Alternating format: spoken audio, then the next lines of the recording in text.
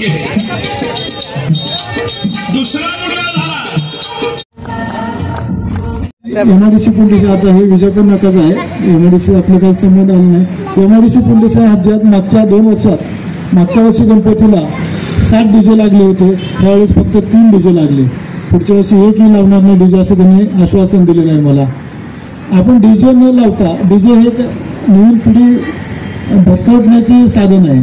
कारण डीजे आपण लावतो, वेगवेगळे अशी गाणी लावतो ते महाराजांना आपल्या गणपतीला किंवा अजून कुठला महापुरुष असेल त्यांना कधीच आवडणार नाहीत. अशी गाणी जर आपण लावत असेल तर ते काहीच उपयोगाचं नाही. मग आपण ती जयंती उत्सव करण्यात काही अर्थ नाही. जयंती उत्सव का करायचा की त्यांचे विचार पुढच्या पिढीला मिळावेत. मग आपण जर हे विचार पुढच्या पिढीला देणार असेल तर पुढची पिढी नाही, आपण सगळे दोषी आहोत. हे सगळं लक्षात ठेवा. उत्सव खूप आनंदात, खूप मोठ्या प्रमाणात साजरा करा. पण त्याचा त्रास आपण रस्त्याने मिरवणूक नेतो. आपण एका बाजूने चाललो तर त्या मिरवणुकीला सगळी म्हणणार अरे ही या मंडळाची मिरवणूक सगळ्यात चांगली असते हे आपल्याला म्हणणार आहे. तुम्ही इथं डीजे वगैरे लावणार, हे लावणार, त्याच्यापेक्षा तुमच्या मंडळातले काही मुलं असतील त्यांना शिक्षणाला पैसे द्या. जे खरंच शिक्षण येतात तुम्ही ते काय 5-50 हजार तुमच्या मंडळात मिरवणूक नाही बहुतेक काय मिरवणूक वगैरे नाही. पण जी मिरवणूक काढता वगैरे त्यांच्यासाठी मिरवणूक काढा, चांगलं वाद्य लावा, व्यवस्थित एका शिस्तीत काढा. त्याचं नावाजलं जातं, त्याचं नाव होतं आणि आमच्या पोलीस दप्तरी पण त्याचं नाव चांगल्या पद्धतीने लिहिलं जातं.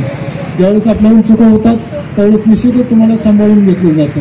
मोठी चूक असेल तर कोणीही सांभाळणार नाही, पण छोट्या छोट्या चुका होतात निश्चित सांभाळून घेतलं जातं. म्हणून ह्या दृष्टीने तुम्ही प्रयत्न करा.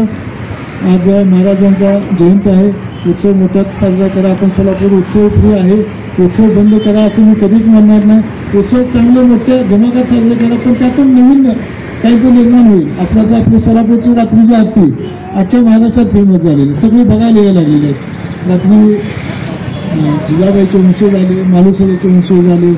खरंच हे आपलं भाग्य आहे अशी सोलापूर व्यक्ती येणं. मग अशा चांगल्या गोष्टी आपण निर्माण करा आणि शिवाजी महाराजांचा आदर्श सगळ्या नवीन पिढीला घालून द्या.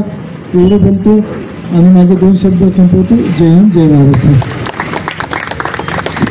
अगर साहेब आम्ही नक्कीच आपलं जे मोलाचं मार्गदर्शन आम्हाला लावलं त्याचप्रमाणे आम्ही